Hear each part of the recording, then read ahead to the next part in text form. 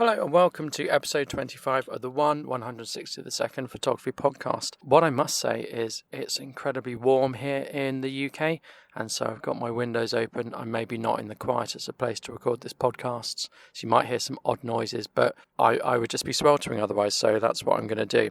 So this podcast is about summer shooting, and this really goes hand in hand with the warm weather. We've got some warm weather in the UK, and most people are going to assume that that's great for photography, hot, sunny weather, but actually it's not. It's terrible for photography, particularly taking pictures of people and doing portraits. So I recently did a shoot with a female model, and it happened to be the hottest day of the year so far. It was a sweltering day. This model was really looking forward to it and really keen to start the shoot and crack on with the shoot, and I delayed the shoot till the evening. In fact, I think we met around 8 o'clock. So we didn't shoot till 8 o'clock, and that was deliberate because, one, it avoided being out in the hottest part of the day. I think in that day I just sat about in the house, it was so hot. And it also avoided problems with bright sunlight conditions. So when I was on this shoot, it reminded me of all the problems you get when you shoot on a sunny day, and I wanted to really share these in the podcast. But before I go into detail in this episode, I just want to make people aware of where you can gain access to the podcast. I've been doing some work to really widen the access of this podcast. So I've been busy putting it on other platforms.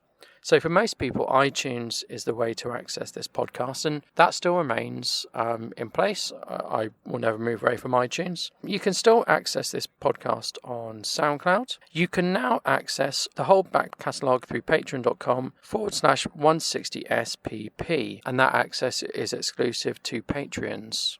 The podcast is now on Buzzsprout, and that's only going to be the last 2 episodes, but it does widen where you can access the podcast from.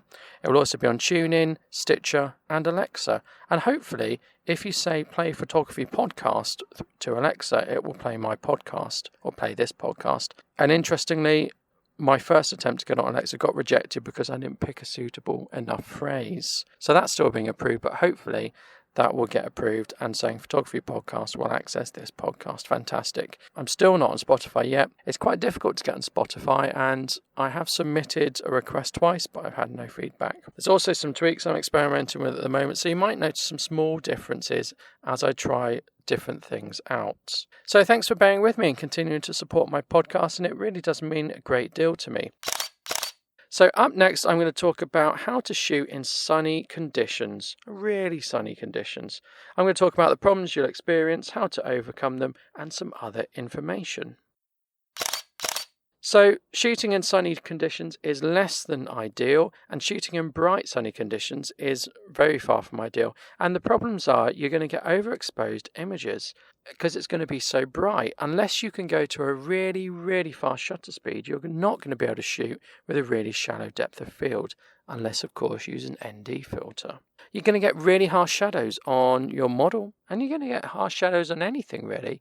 You're going to get pronounced shadows on landscape pictures, on everything. You're going to have hard lights, which is not very good. The model, if you're using a model, is likely to be squinting because it's so bright. And if you're facing the sun, they're going to be squinting, they're going to be putting a terrible face, and it's not going to be a good picture. The sky might come out as full white, and it might be clipped as full white. And that's not going to show any colours, any clouds, any texture. And it's also incredibly tiring shooting in really, really hot conditions.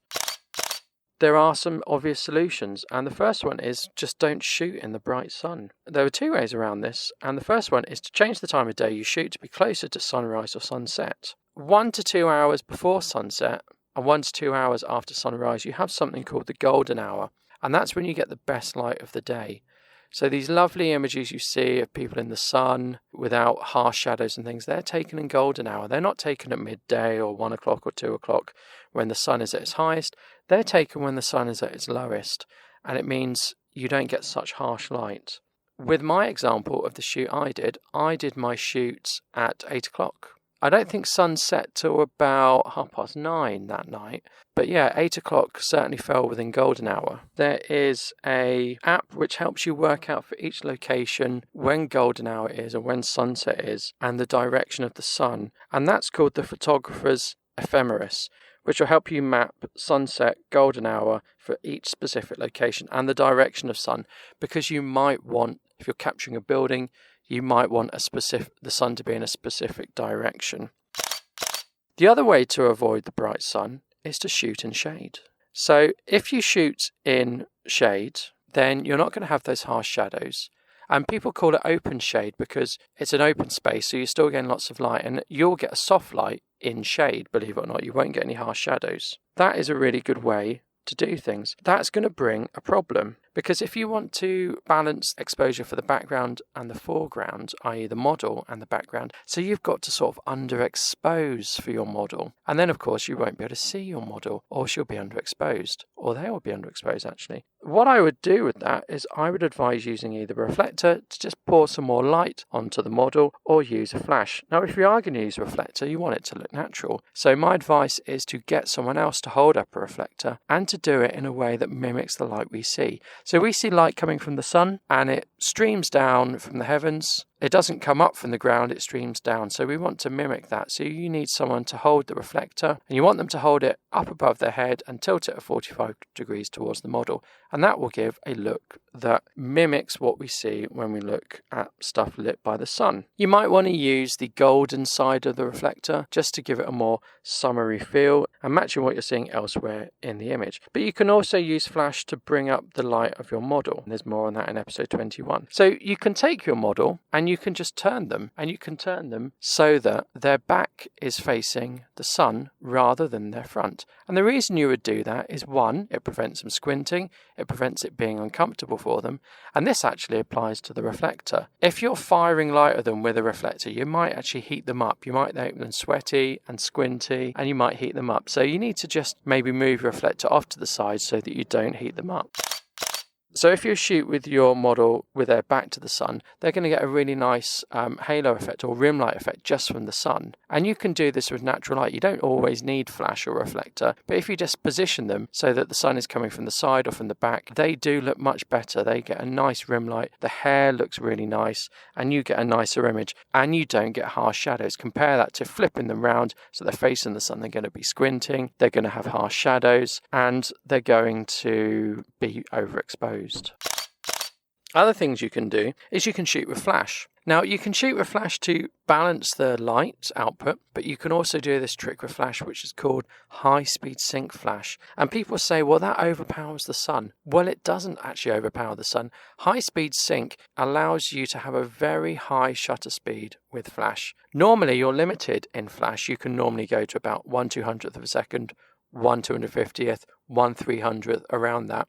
But you can't go any faster because there is the flash duration to consider. High-speed sync allows you to have a much faster shutter speed. And actually, if you take a picture at a really high shutter speed, you actually kill the ambient light. You don't allow it in. So on a bright sunny day, if you shoot with a really, really fast shutter speed, I'm sort of talking 1/1000th of a second or 1/2000th of a second, that sort of magnitude, you will drastically cut out the amount of light. And so what you can do, you can shoot at those really high shutter speeds and you can illuminate your model with a high-speed sync flash.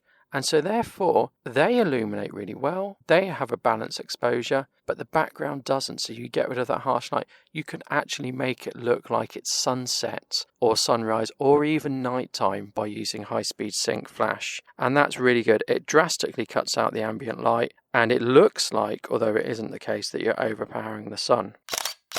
So those are the tips I'm giving you as I'm sitting in my car, sweating away with no air conditioning on, thinking about how to do shoots in the summer. You could always avoid them, but that's not always possible, not what you always want to do. Take my tips of shooting in golden hour, shooting in the shade, turning the model so the back of them is illuminated by the sun, not the front of them, and using high-speed sync.